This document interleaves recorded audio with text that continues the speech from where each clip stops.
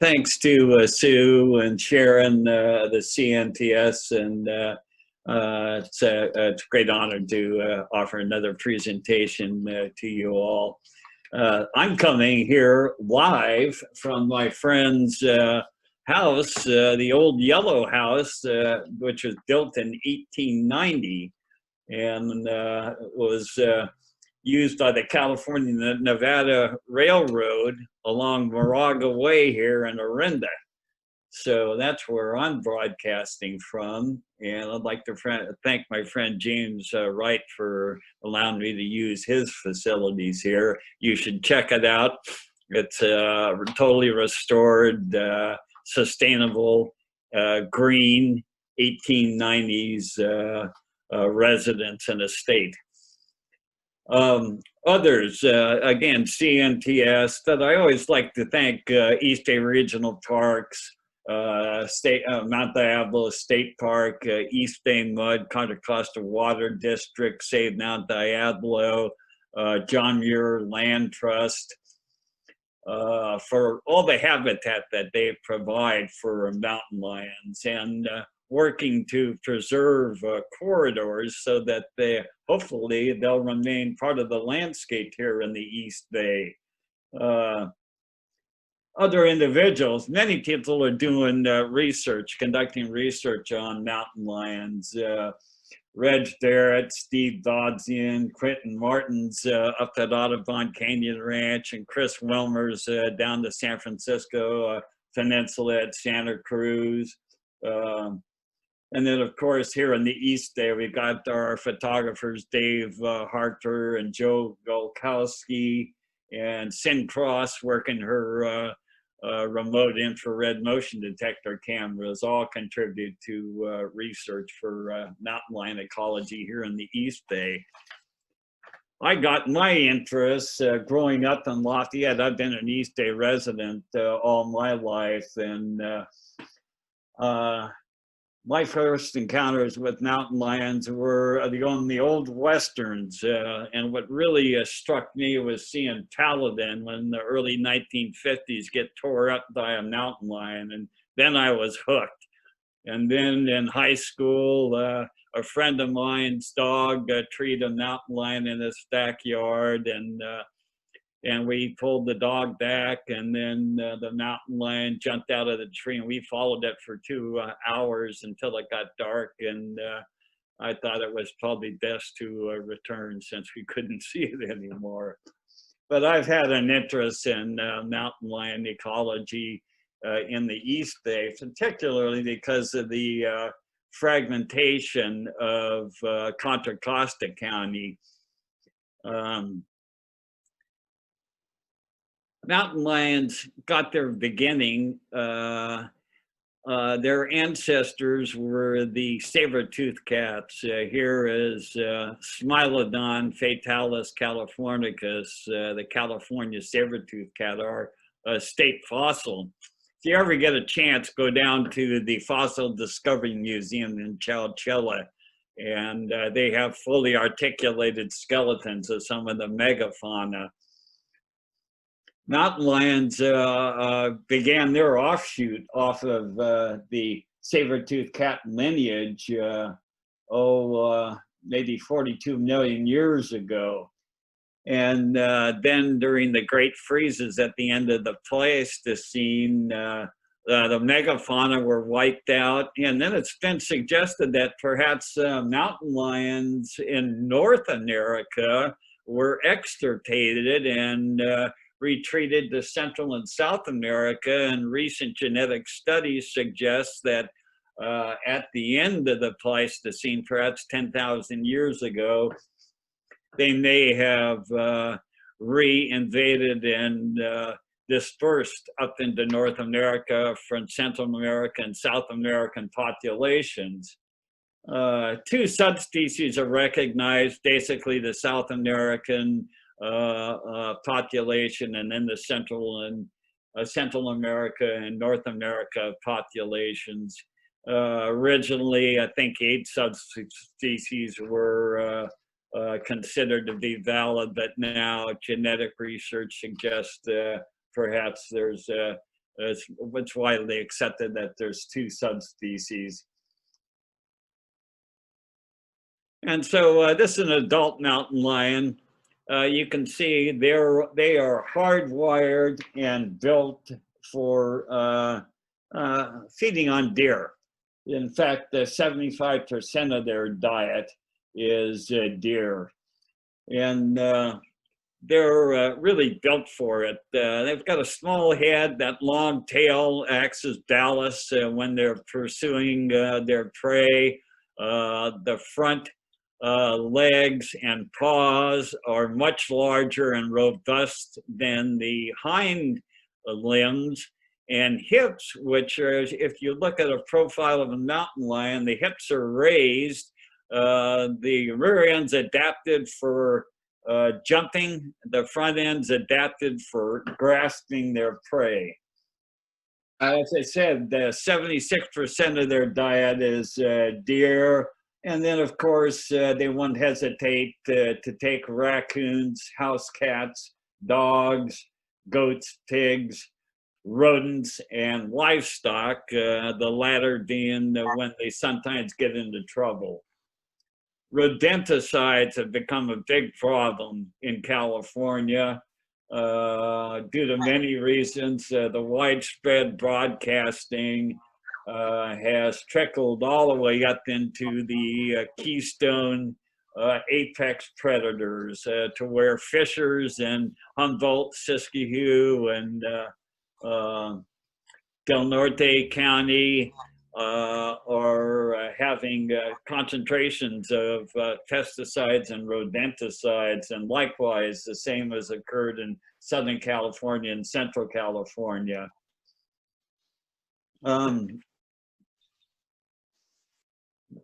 When I get a call to respond to a mountain lion here in the East Bay, a mountain lion sighting in the East Bay, 98% of the calls I go on turn out to be a domestic cat at a distance. And once I vet it out even further, you know, people think they're seeing a mountain lion, but at a distance, a domestic cat can maybe appear to be a mountain lion. Coyotes are often mistaken for mountain lions, as well as golden retrievers.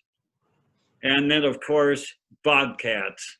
But as you see in the bobcat, that fluffy, short, bobbed tail and much smaller size separate, you know, the bobcat from the much larger mountain lion.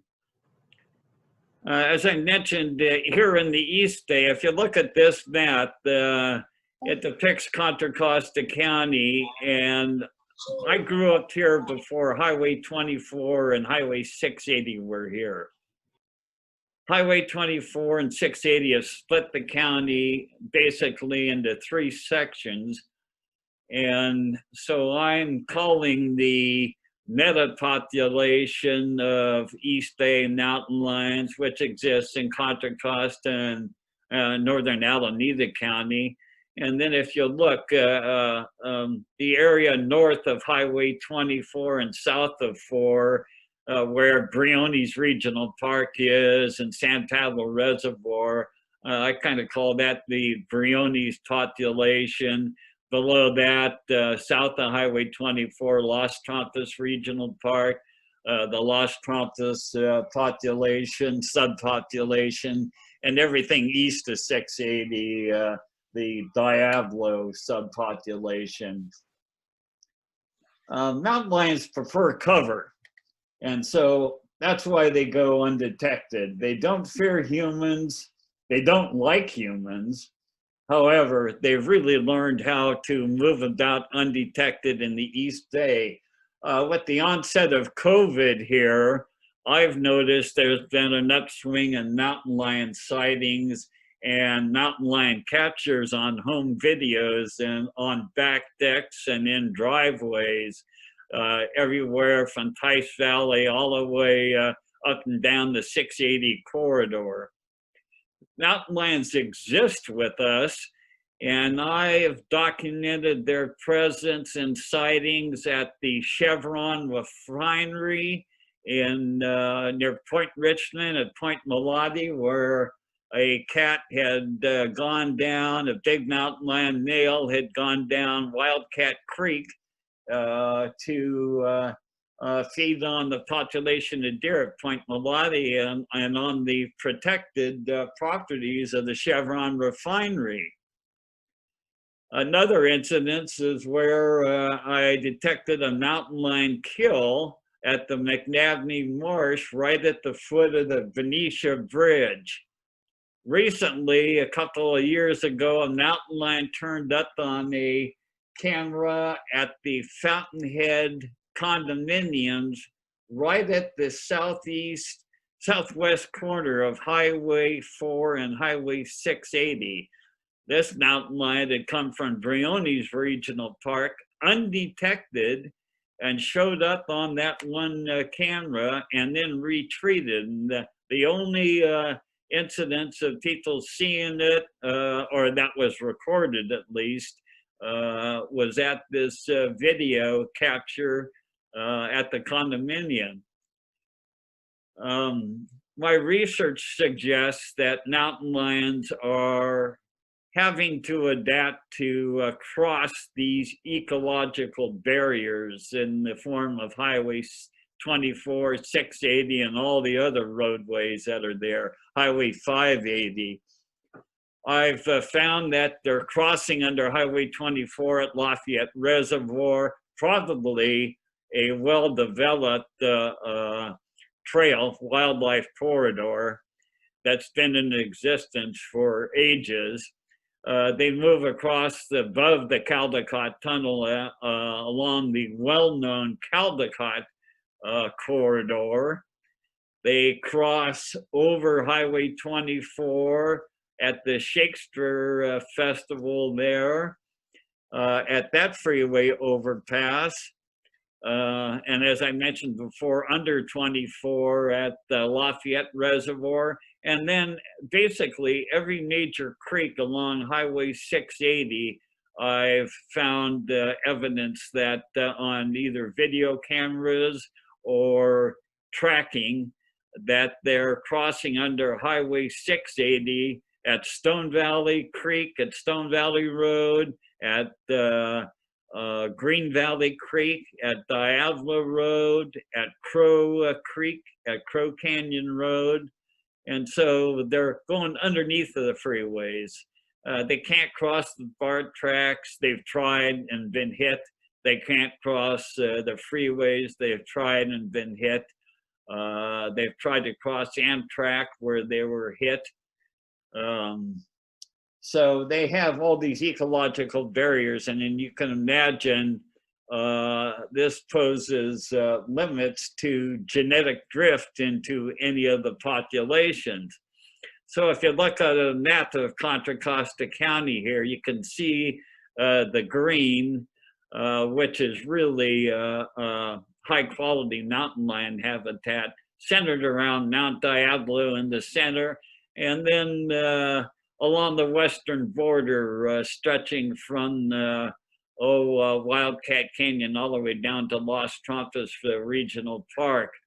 It's interesting in that the deer populations appear to have shifted west as we suburbanized out and are providing high quality food for them in our horticultural plantings, as well as water and cover and habitat for them in our own backyards. And in fact, one recent study in Kensington showed that deer populations and deer families only need to move a few blocks during their entire lifetime because they have food, water, and cover.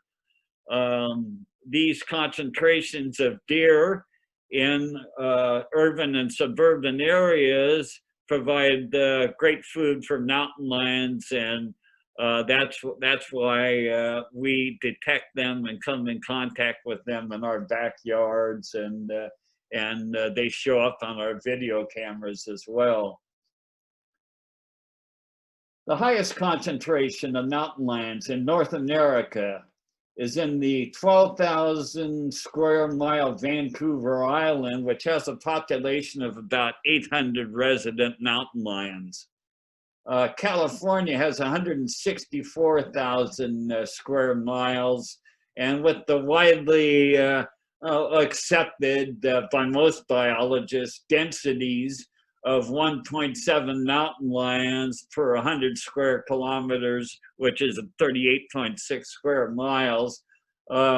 This suggests a statewide population, which is being very conservative, of 3,100 mountain lions. It may be more. Some population estimates suggest 4,000 to 6,000 mountain lions in the state. Contra Costa County has a area of 716 square miles. Alameda County, 739 square miles. With these data and these inferences, that suggests there may be, if one were to develop a model, anywhere between 18 to as much as 30 mountain lions in Contra Costa County, maybe. We don't know for sure. Those numbers don't hold me to them. However, I can tell you, looking back at this map, in a 2-month period, by temporal separation by time, I was able to identify 9 individual mountain lions in the Briones area population. That's north of Highway 24, south of 4, west of 680, east of 80. So you can extrapolate that out. But I had a mother lion with 2 kittens at the Berkeley National Lab where I was doing consulting, another mountain lion with kittens in Pleasant Hill, a mountain lion that was killed by Amtrak in Port Costa, another killed on along Highway 13, plus several other individuals that showed up on my cameras, which I have, several of which I have between Briones and San Pablo Reservoir. So I won't discuss numbers much more, but in Contra Costa County, but it may show up in questions later. If you look at this map that I developed, these purple icons are confirmed mountain lion sightings. You can see Briones Reservoir down to the bottom right, and Lafayette Reservoir to the bottom right, Briones Reservoir and San Pablo Reservoir up to the top, and you can see those concentrations of purple deltas, mountain lion sightings around these bodies of water. Mountain lions show up regularly at Lafayette Reservoir because it's right in the pathway to from the south, from Las Trampas Regional Park up into Briones and San Pablo region. So it's a well-developed wildlife corridor, and now they must pass under Highway 24. Fortunately, it's a huge overpass, and Lafayette Creek is there, and so it provides fairly good passage for them. And then it's just a short jaunt through our backyards. But I've had mountain lions show up on roofs right alongside of Highway 24, eyeing chicken coops. And then the chickens disappear the next day. And then the neighbors' ducks disappear the following day. And then, of course, some of the pets, neighborhood cats and dogs begin to disappear as well until these cats move on. Often the offenders are subadult mountain lions dispersing out to find their own territories. In the southwest Contra Costa County around Upper San Leandro Reservoir, This is really good protected habitat in East Bay Municipal Utility District property watershed, and Kaiser Creek, which is one of the most pristine creeks in Contra Costa County. This is a stronghold for mountain lions, and I'll get to some of my camera pictures that I've captured of mountain lions in that region. This is, now I have to warn you, I've got some graphic images coming up, so I'll get through these quickly. So shun your eyes, close your eyes. I've got some mountain lion killed deers coming up that I want to show you. And unfortunately, I have to point this out because mountain lions are hit by cars trying to cross these ecological barriers in the form of roadways and freeways. My backyard, there's good passageway there. Under Highway 580, we've tried to mitigate passage because 580 creates, again, this ecological barrier. So working with Save Mount Diablo and with landscape mitigation and revegetation, we've set up passageways under 10 and 11 ways, lanes of Highway 580 at Altamont Pass.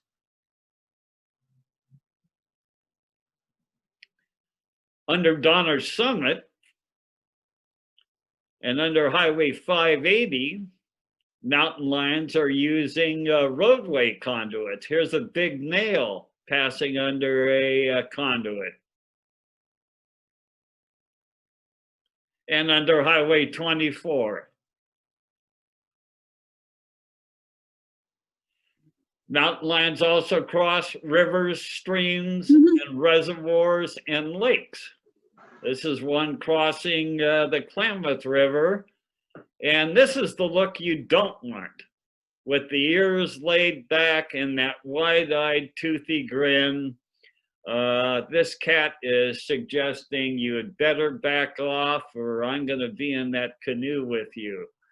And if you could see its tail and hind legs, they'd be pumping and twitching.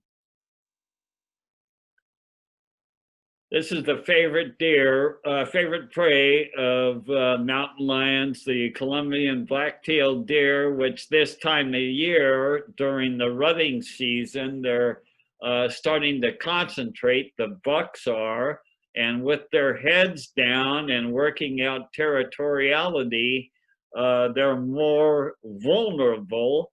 And so mountain lions will regularly take the bucks during their rutting season during the fall and winter, and then shift to the young fawns and does during fawning season in the springtime and during the summer.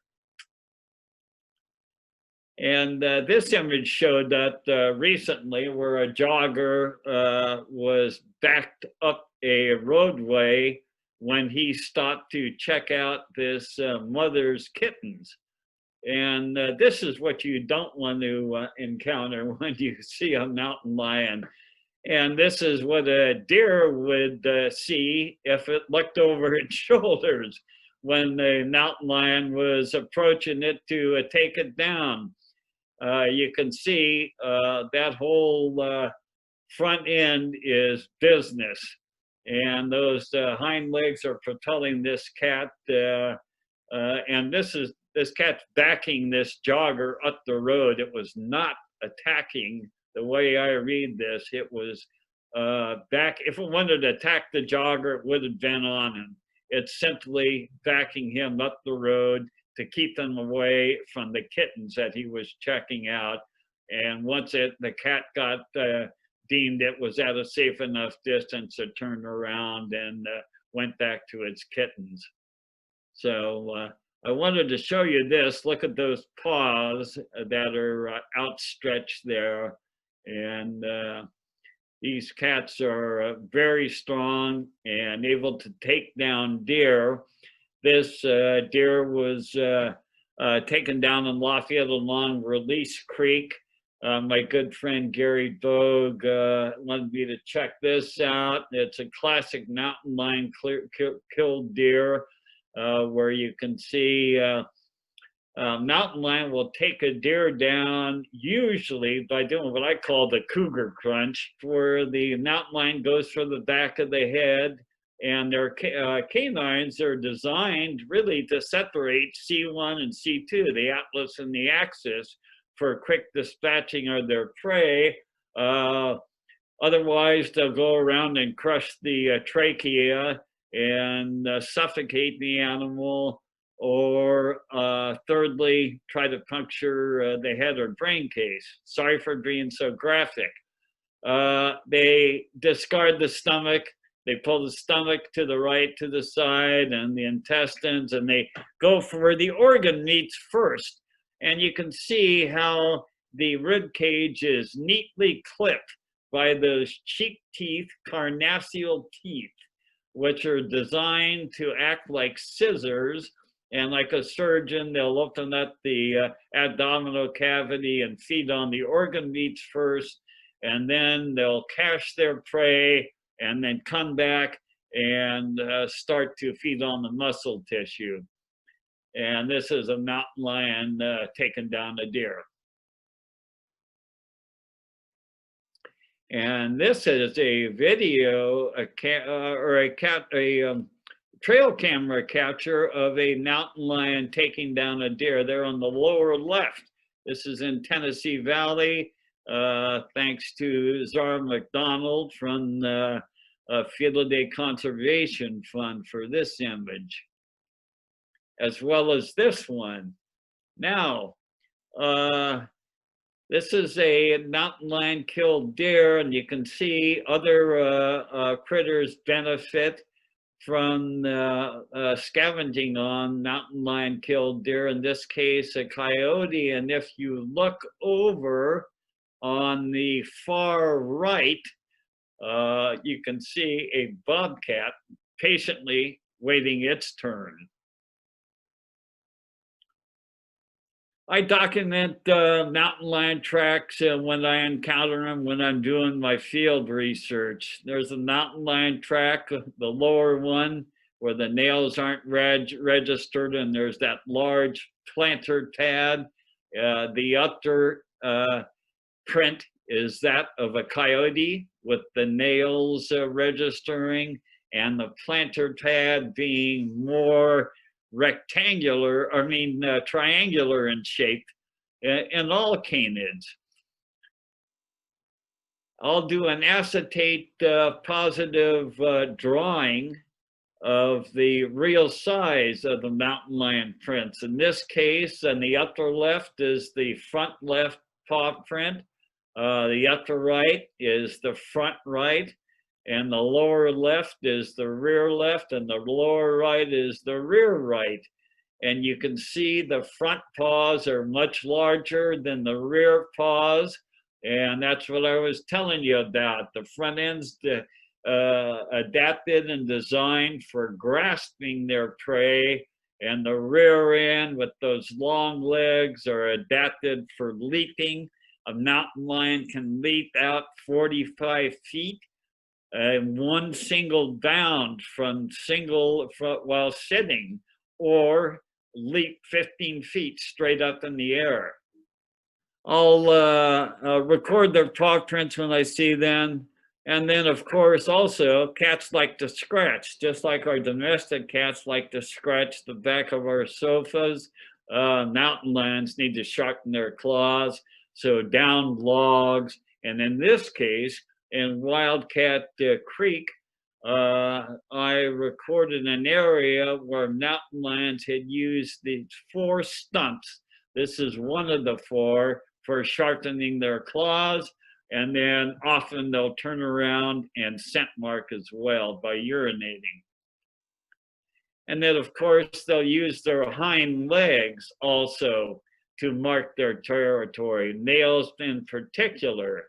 And so they'll scratch with their hind legs and then urinate. And this is a classic mountain lion scraped. And then our trail cameras. Now for some delightful images here. Our trail cameras will pick up images of mountain lions as they move about. If you've got good trail camera placement, and they'll show up at watering troughs or along trails. Again, watering troughs. This is off Mines Road, a family of lions. And you can see the difference in quality between the different cameras as well. Camera costs have come down, and imagery, the resolution has gone up. Up in Wenatchee, Washington, this series of photos caught 9 mountain lions in a series, and I suggest it's probably a maternal group. That's probably grandmother with 2 sets of offsprings from 2 different years. So they don't occur in prides. They occur in family groups, and in this case, a large maternal group. And here's a picture of me setting up the camera. And this is a lucky situation. I've had several chance encounters with mountain lions as I've been out in the field. And in this case, this wasn't the East Bay. This was at 7,600 feet in the High Sierra. And this mountain lion was very inquisitive, and I was able to get a whole series of images from this inquisitive individual. And I wish I had set it in a video mode, because when the cat left, it was like fluid movement as it moved with that long tail undulating behind it, jumping over downed logs, stuff that I would stumble and struggle across. This cat moved like fluid movements across the landscape. It was very surreal to watch it in real life. So often I'll encounter bobcats too. This was a very inquisitive mother bobcat that set up a den underneath of a hot tub. And this is her with her kittens, a little male and female wrestling, and she became used to me. I don't like to habituate to wildlife, that I was at a safe distance, and they're very inquisitive. And a look like that, you know, this is why I love the work that I'm doing and into, is just having encounters like this. Look at that beautiful face. Young bobcat kittens and mountain lion kittens are born with blue eyes. And as you can see here, they're absolutely adorable as kittens, but they're born fully equipped and very wary too as young. Let's see, there we go. This image was captured in a quick snapshot in the St. Mary's Road region of Lafayette, where this cat showed up in the backyard. And it was probably on the move, dispersing from or hunting through open space from Los Trantos Regional Park on its way to Lafayette Reservoir. And so this is out along Kaiser Creek. One of the regulars that shows up on my trail cameras out there, another image as well. And here's a mother with a very precocial young out front, and a very reserved individual following the tail. And this is one of the cats that shows up regularly at this turn out at near Upper San Leandro Reservoir and Los Frontos Regional Park and the East Bay Mud watershed. Very high quality habitat, good deer population there. Often they come in conflict with us. I got called by Cal Fish and Wildlife and by Wente Vineyards to respond to a mountain lion asleep in the vineyards, and the workers couldn't get out to prune the grapevines. This is the cat when I first encountered it. And then after I woke it up, this is a young male. Look at the size of that head. And not in the best shape. He was followed his mother down to a kill and was taking a siesta and was keeping the workers from pruning the grapevines. But after a long lecture, you bad kitty, and pointing it in the right direction, I hazed it and escorted it back up into the Ohlone wilderness.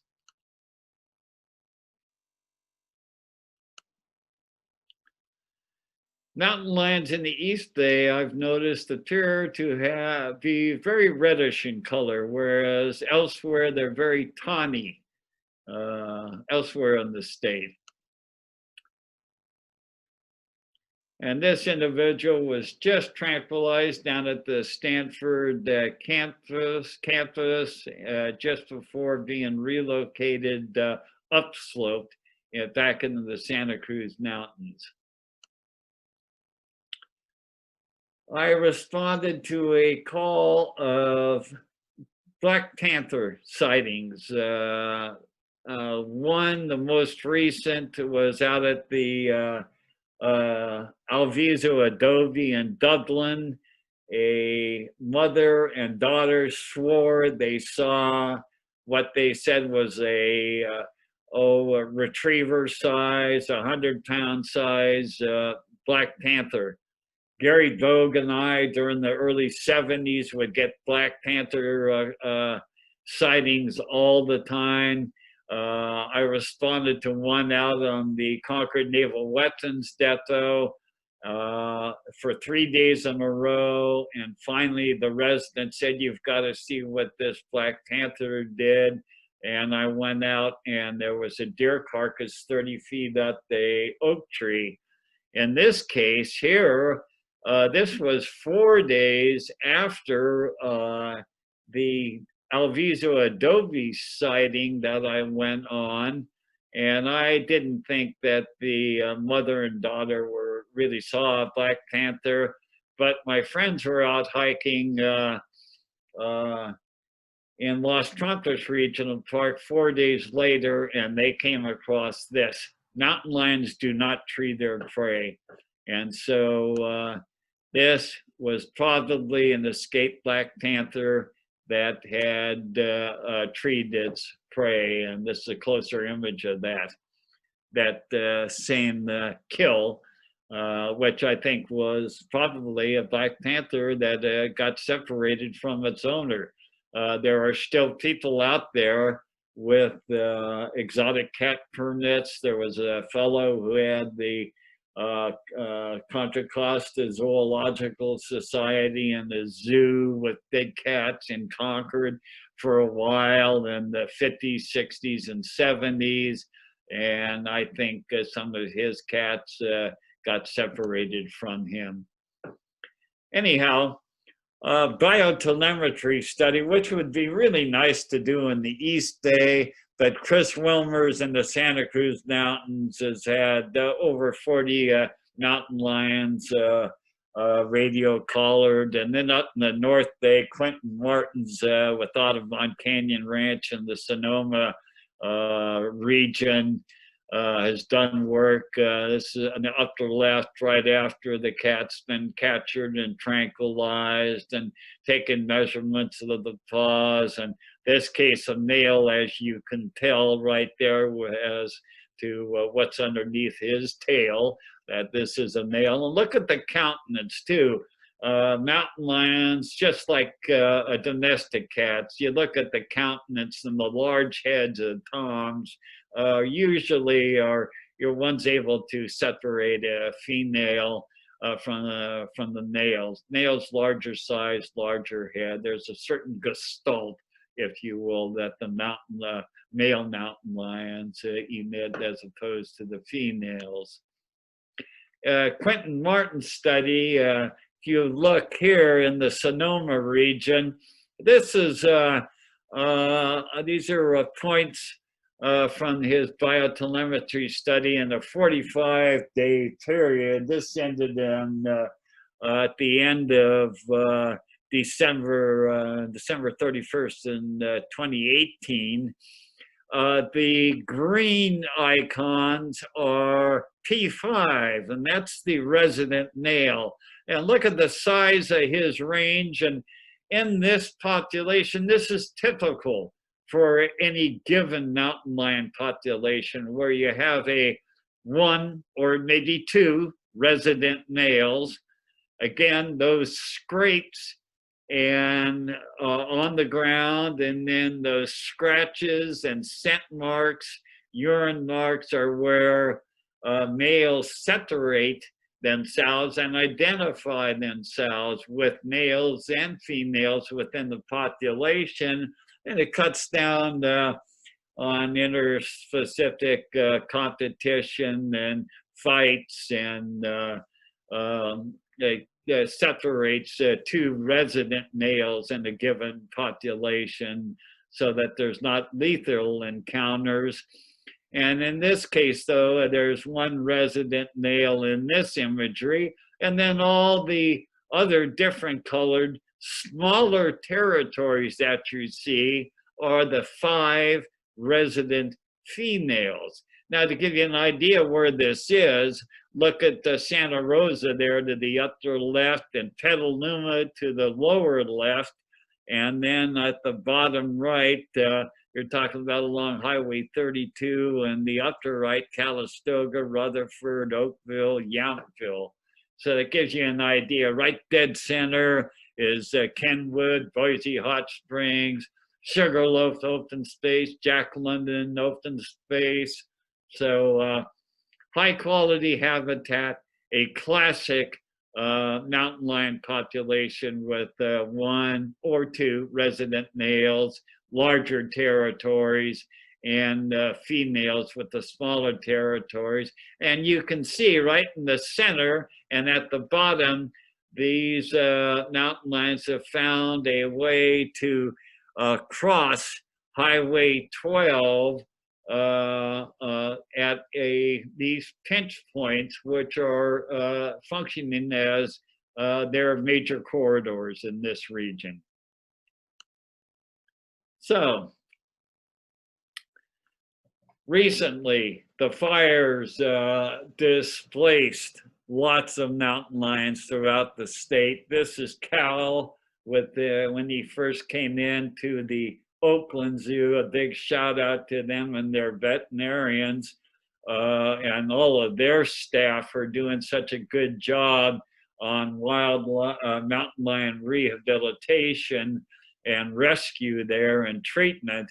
This is young Cal, as he was named, with his paws bandaged up when he first came in.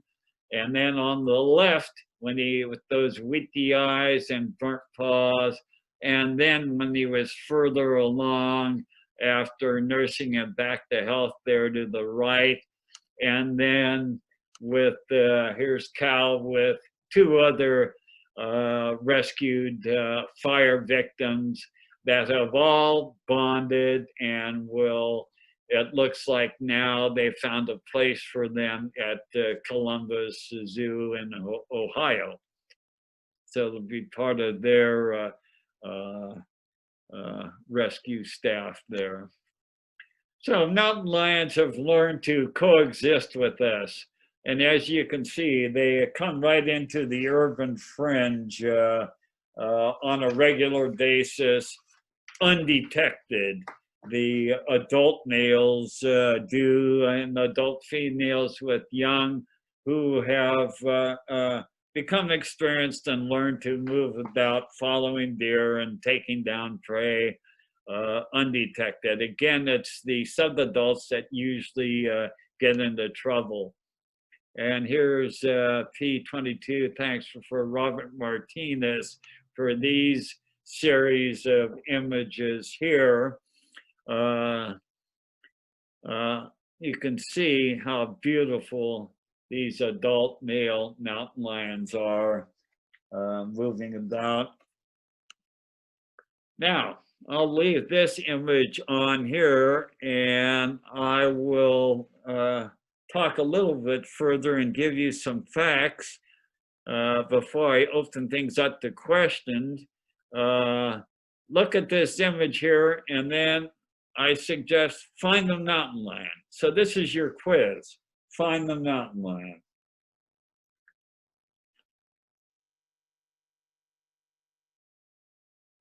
I'm going to give you a moment.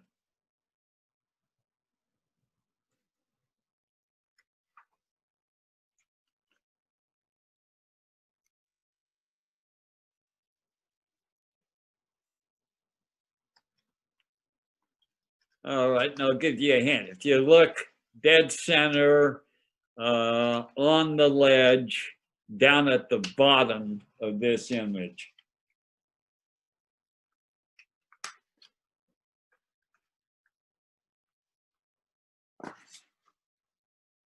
Okay, hopefully everyone found the cat resting on the edge there. And so I'm going to leave this image up and thank you. And let me leave a few facts for you too. I'm going to post on my website, which is dochale.com, DOCHALE.com.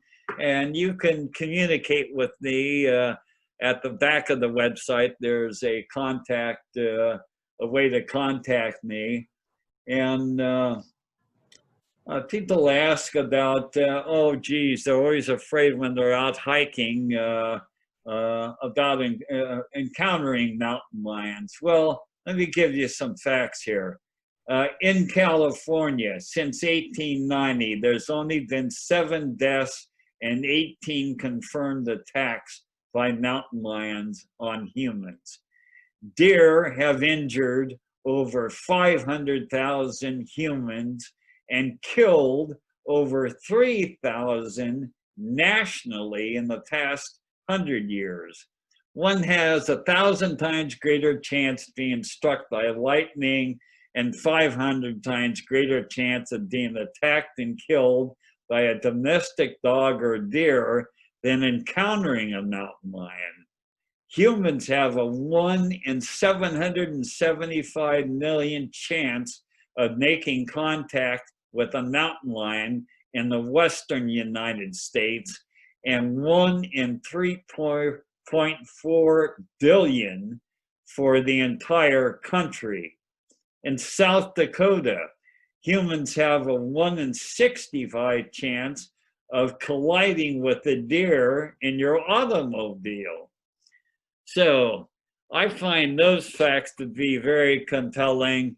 I've been fortunate in having several chance encounters, and I'll continue my research. And again, thanks to all of those others throughout the state and throughout the San Francisco Bay Area, other researchers who are doing great work on mountain lion ecology study.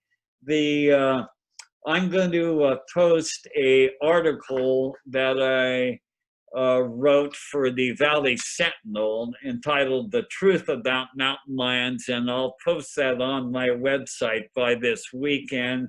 And that has, I think you'll find the facts in that document, 4-page document, compelling and very interesting. And with that, I'll turn the meeting back over to Sue, and thank you very much.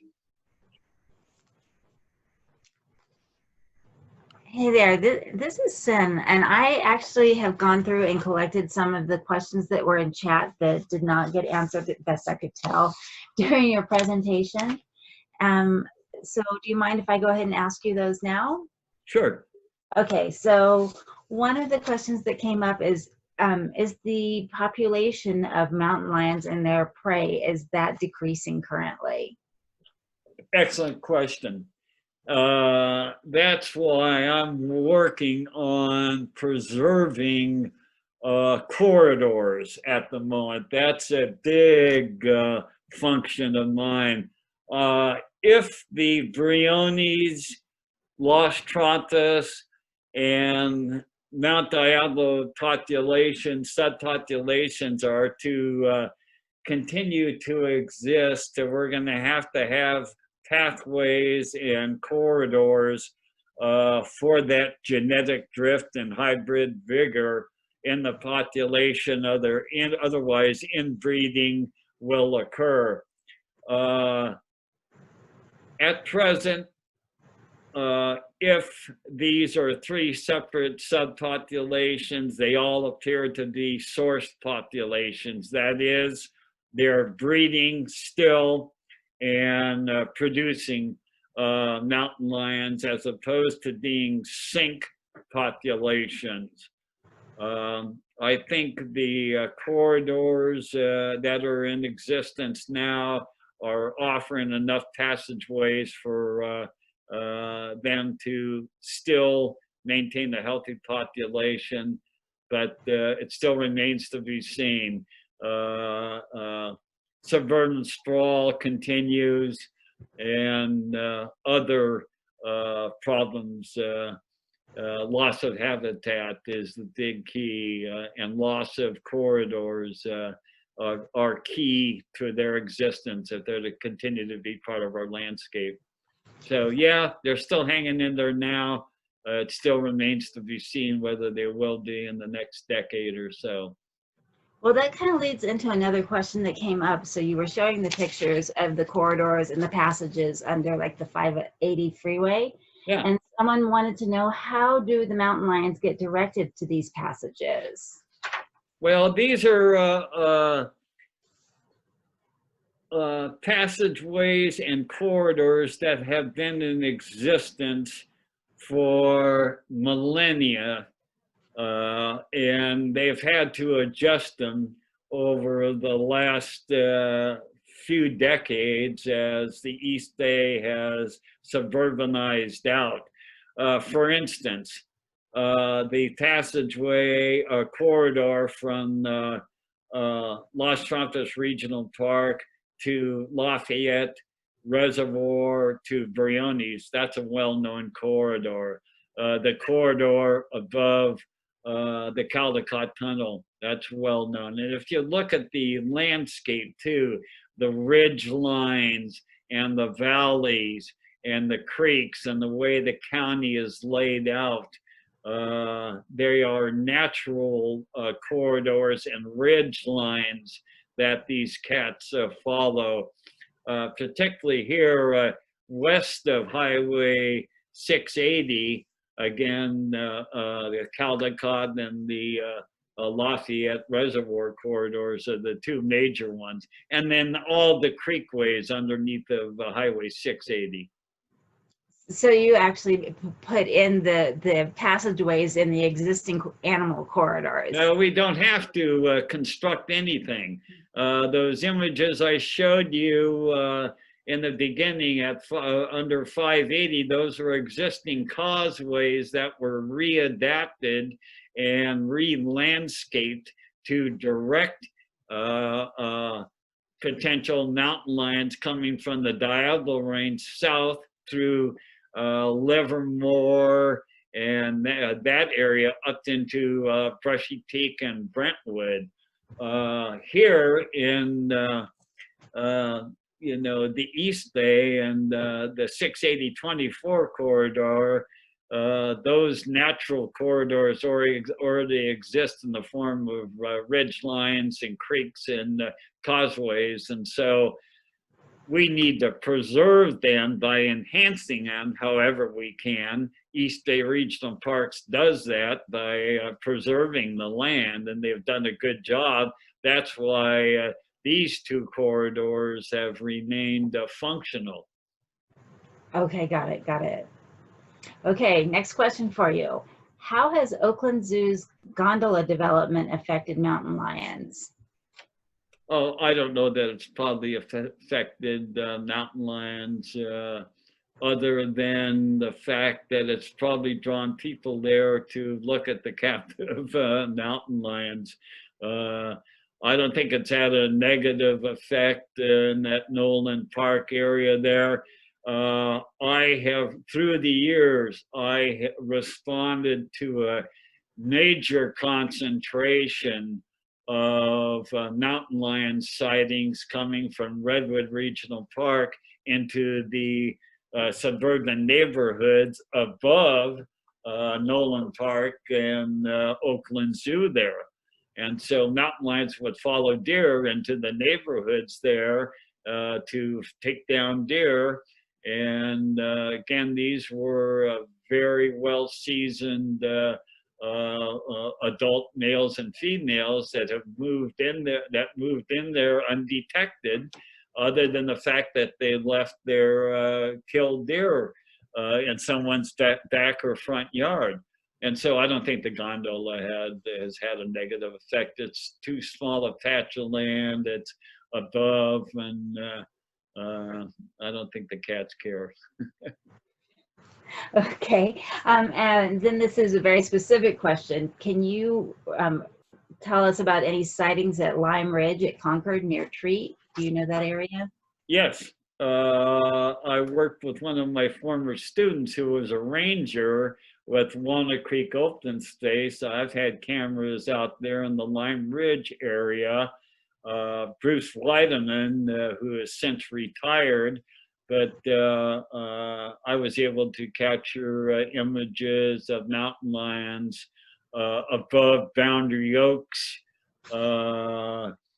I should mention golf courses here in a minute, but that Lime Ridge open space, mountain lions have followed Lime Ridge down into Concord Naval Weapons Depot to feed on deer. They've followed deer via Lime Ridge. So yes, that area, Shell Ridge, mountain lions come into backyards bordering that suburban wild fringe. So all of those neighborhoods, basically any neighborhood that you can name, I can tell you that I've been to a mountain lion killed in someone's backyard. San Ramon High, Acalanes High, every single golf course has had mountain lion killed deers that I've responded to. So mountain lions move about widely throughout Contra Costa County, undetected. Like I mentioned, I reflect back to the one cat that came from Briones Regional Park to the very corner of those ecological barriers, Highway 4 and 680, and showed up on one camera at the Fountainhead condominium complex along Muir Road and Pacheco Boulevard there. Think about it. That's it. It just ran into those freeways and decided to back out of there. And that was the only time it was detected that we know of, that was recorded. Which brings up the question, what is your recommendation for people when they do sight a mountain lion? Is that something that should be called in, or is it just? Yes, yeah, they could call it into me, report it to me. Go to dockhale.com, I'm interested, or go to, there's a mountain lion sighting map as well that's vetted. I started a mountain lion sighting map, but then the dots got so heavy that I couldn't see the map. So that gives you an idea of how many sightings over the decades, my 50 years as a biologist, professional biologist, the map was so filled in that it was entirely colored in. So you know, they move about, and they're there, and I hope they continue to be there as long as we have source populations with sufficient genetic drift from the south.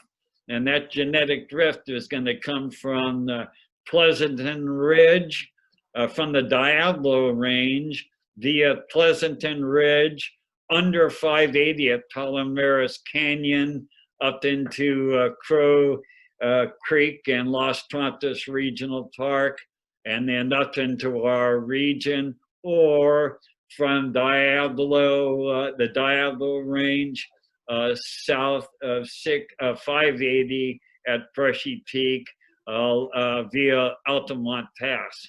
So I see Pleasanton Ridge and Altamont Pass being the two major corridors providing genetic drift and hence hybrid vigor for the populations. So those are the two major corridors we need to preserve. Thank you. Okay, so I have come to the end of the questions that I captured there. Okay. Sue, can I get you in for the live Q&A? I have a question.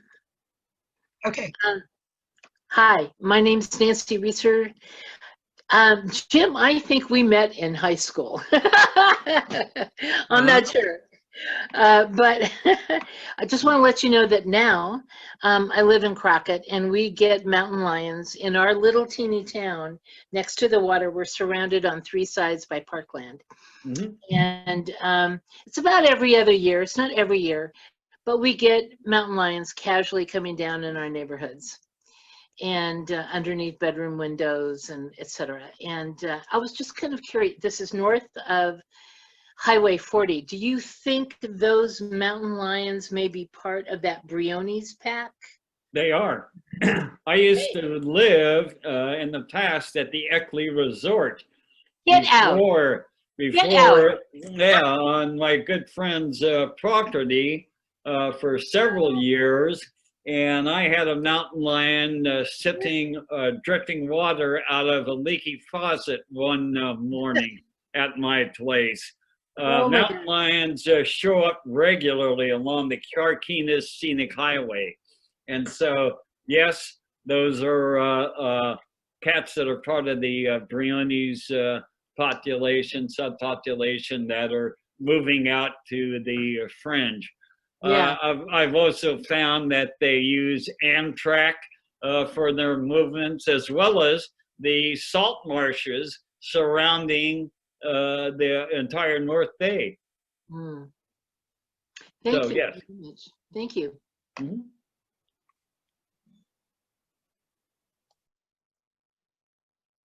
I have a quick question. You mentioned a panther. Would that likely be a leopard or a jaguar?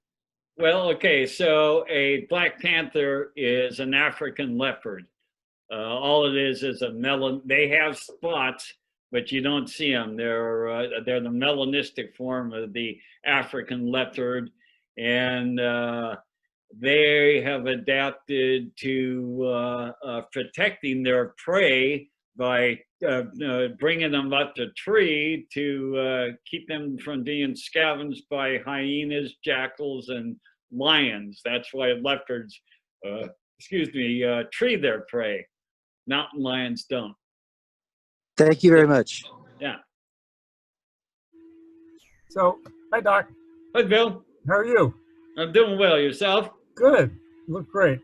Yeah. Thank you. I just, it seems to me, you know, you're getting the statistics on the lack of attacks on people. It seemed like 10 or 15 years ago, there was a rash of attacks all over, including some in, you know, around St. Mary's, and some in Los Angeles. There were some reported in Colorado, and it seemed like there was just 2 or 3 year period where there was a lot of incidents, and now there haven't been any more.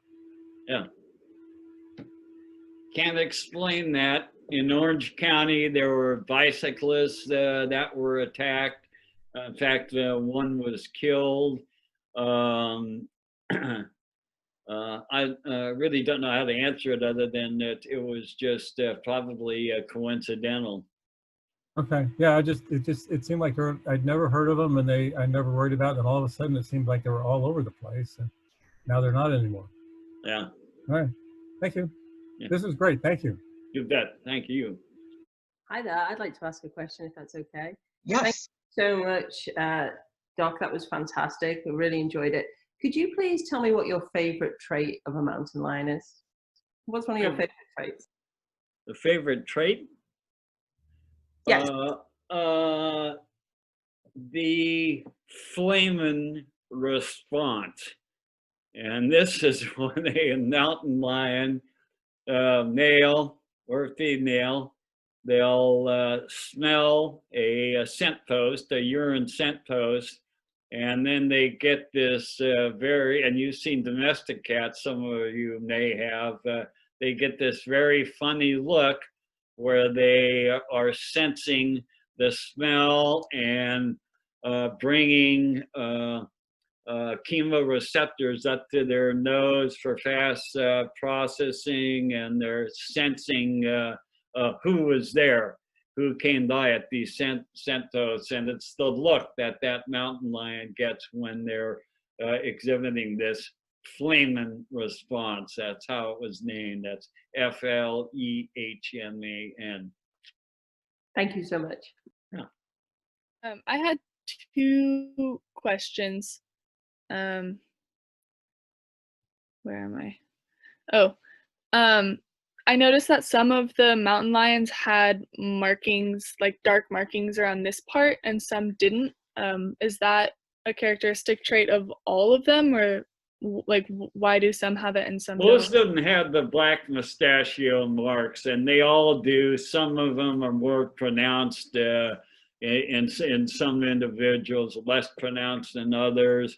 There's variation, and as in any species, there are individuals like us, you know, and so you get a wide variation. I did notice, as I mentioned earlier, that a lot of the cats here in the east, they have a very reddish coloration. So, but all of them have that black mustachio mark, and more or less pronounced just because of their individuals.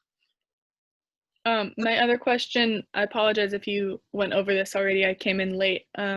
What are you supposed to do if you come across a mountain lion? Go hallelujah, because it's a rare opportunity that you get a chance to see one and connect with one. Now, I tell you, more times than not, I wonder how many times I've been out in the field, mountain lions have been observing me, and I haven't seen them. There was one in Los Trumpos Regional Park that I called Big Red, and for 3 days in a row, as I went out to watch the sunset, this big male would play hide and seek behind a coyote bush with me. And so being very inquisitive. And so I wonder how many times I've been observed that I haven't detected them. I suggest probably way more times than not. So they're there, they're checking you out. If you ever have an encounter, and if they're aggressive. And when they're aggressive, their ears are laid back, they get that wide-eyed, toothy grin. And then you really have to be concerned if they start pumping their hind legs and flagging their tail, because that means they're ready to launch at you. But the chances that are occurring are just minuscule. And so if you see one, that's more likely than not, it's going to be a fleeting glimpse as it sails off. They don't like us. They want to avoid us. And they've learned how to move around undetected. So when you see one, if you see one, consider it to be a blessing. Thanks for the great presentation. So is there any risk for people who go out jogging or walking at dusk or in the evening if you're in Panther, if you're in you know, in the territory of these animals? I think the risk is very minuscule. Unless you're down on all fours with a set of antlers on your head, then you're pretty safe. So although at dusk and dawn, you may want to look over your shoulder on occasion. I say that tongue in cheek because there was a time I was tracking, I recall, this is in Anza Borrego, fresh tracks of a mountain lion. And I followed the cat for quite some distance, and then the tracks went off. I was on a dirt road, and the tracks went off, and so I continued on, and then all of a sudden my radar and sixth sense was just going off big time, and I decided to turn around behind me, and the cat had circled around behind me and was tracking me instead. So I was about 75 feet behind me, seeing what I was up to. So, but more times than not, there's not much of a risk. And those, if you are concerned, wear a whistle around your neck. You know, if one jumps on you, fight for your life. The other thing you could do is carry some grizzly bear spray or cayenne spray, if that makes you feel more comfortable, or an air horn. That's the other thing, and that'll scare them off. And so, or hike with friends. Thank you so much. This is amazing. Two questions. One is, people always, you know, everyone has in their head how dangerous and terrible these animals are. What are the reasons, like, why are they good for our environment and maybe for people, you know?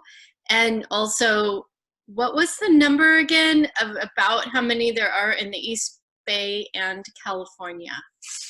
Well, with the most accepted models by most biologists agree, in good habitat, 1.7 mountain lions per 100 kilometers. That's about a little less than 40 square miles. You extrapolate that out, that gives a, and statewide population guesstimates are really variable, but with that model, that suggests a statewide population of 3,100. I've heard of estimates of 4,000 to 6,000 too. So 3,000 may be a little conservative. East Bay, you know, I don't know. But I did tell you, with temporal spacing, I was able to identify 9 individuals in the Briones area. If you were to suggest we have a similar thing going on as Quentin Martins has observed up in the Sonoma region, although the habitat up there is better. But if you were to take his map and put that over Contra Costa County, you know, that suggests, you know, we may have, validates, we may have, you know, 9, 10, who knows, in the Briones population. It also may be much less than that now. It's, in other words, I don't know. Interesting, yeah.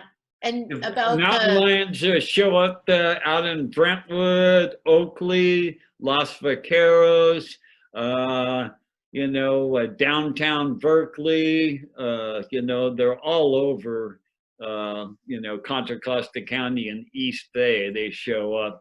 So, you know, right now, I think the population's holding its own. I think with the protection of mountain lions since 1970, I suggest that the mountain lion population statewide may have reached its carrying capacity. I don't know that for sure, but I suggest that that may be the case since we Californians have protected mountain lions. Idaho, Montana, Utah, Colorado, and Arizona have the highest numbers of trophy killed mountain lions, and this is something that I think is a shame. Mountain lion hunting is you turn a pack of dogs loose on fresh tracks. They tree the mountain lion, and then the guy walks up with his attaché case and decides which gun he's going to kill the mountain lion that's stuck up in the tree from the dogs. So it's a shame to me that I don't think they should be hunted, but clearly populations can stand their own and hold their own in those 5 states I just named, which still have pretty good populations. So I guess they can support trophy hunting, but And what are some of the positive, aspects of mountain lions on our ecology or environment? Well, here's the classic example. Mountain lions occurred all across North America. They were extirpated from east of the Rockies. When we humans settled on the East Coast and spread west, we killed the predators. We killed the wolves. We killed the coyotes. We killed the mountain lions. And so, in fact, we extirpated mountain lions other than the Florida panther, which is a population of mountain lions in the Florida Keys. We extirpated them from eastern United States.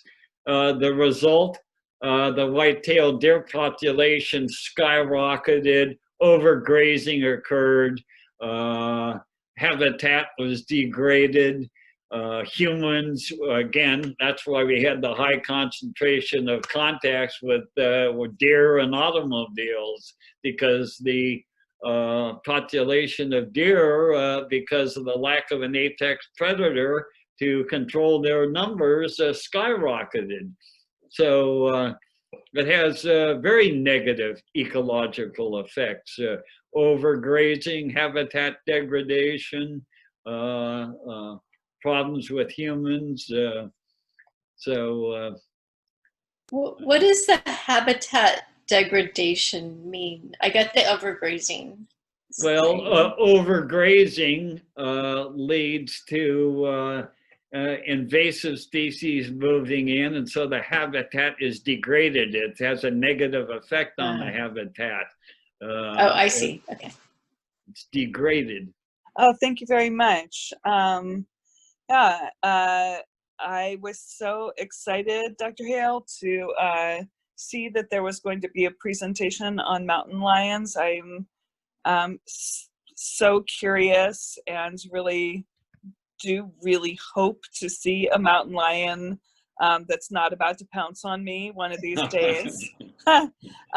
So a couple of years ago, I was hiking on the Spring Ridge Trail at the edge of Briones, and came across like a disemboweled deer that looked a lot like that deer in one of your pictures. And I thought at the time that that it had been killed by coyote, but now tonight I'm thinking that that was more likely a mountain lion.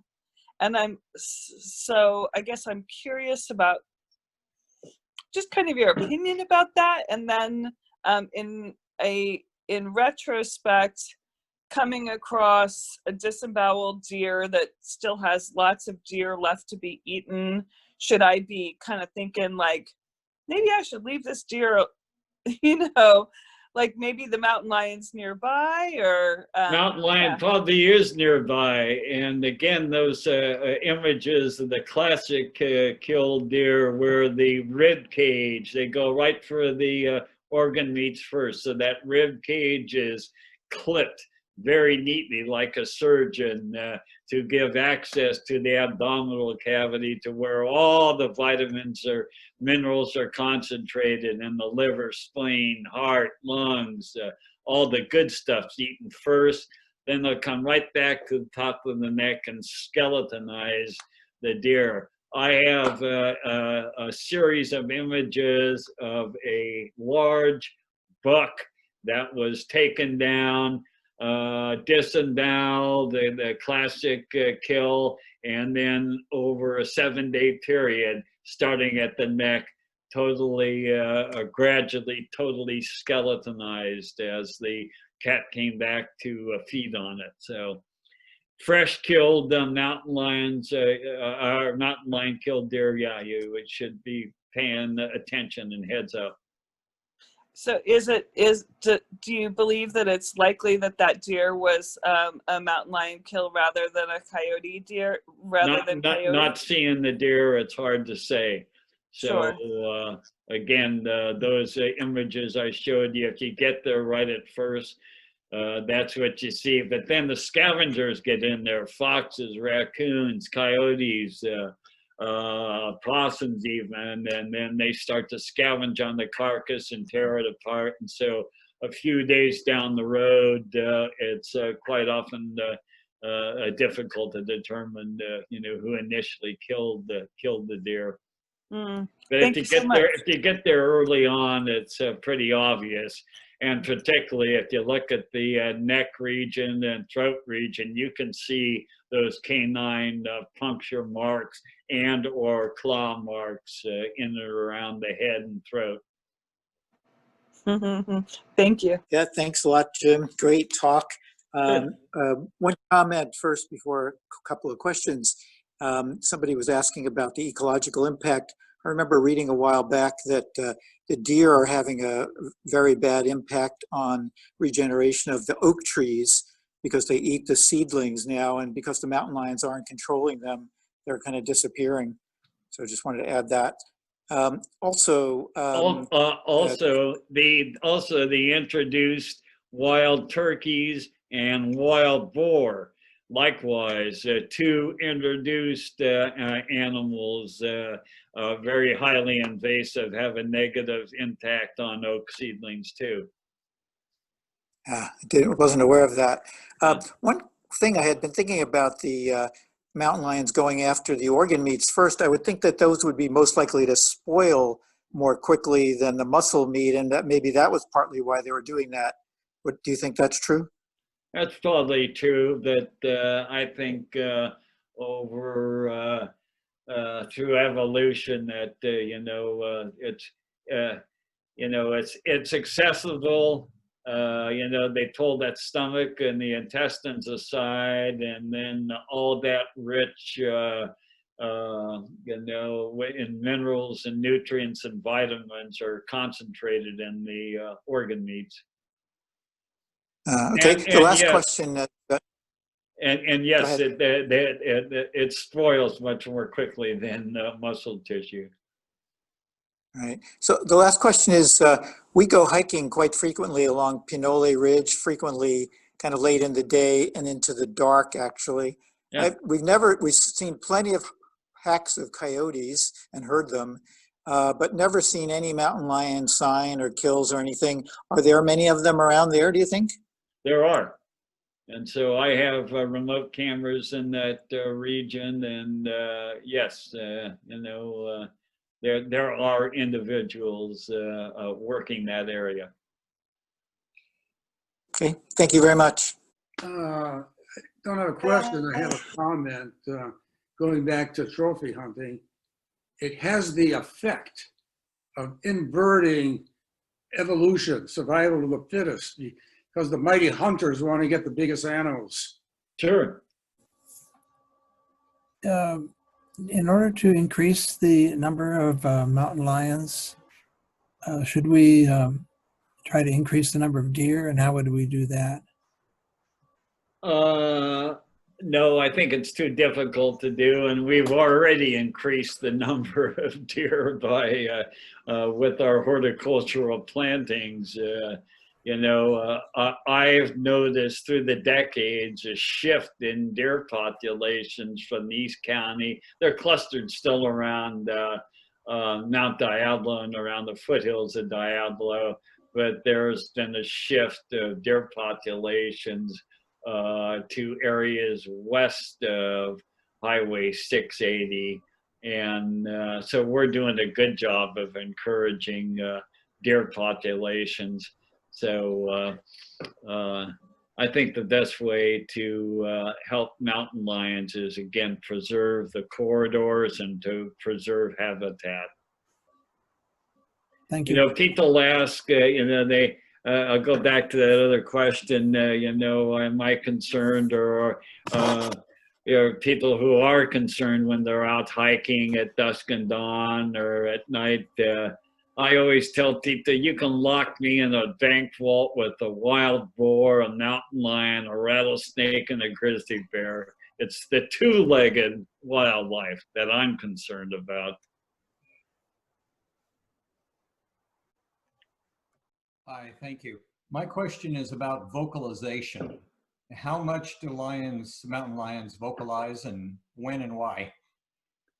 Mountain lions do vocalize. They have a whole variety of sounds, from chirps to whistles. They purr to growls. The classic is the one usually people hear, but I like to rip that out every now and then when I'm out hiking, and then it turns the heads of a few hikers.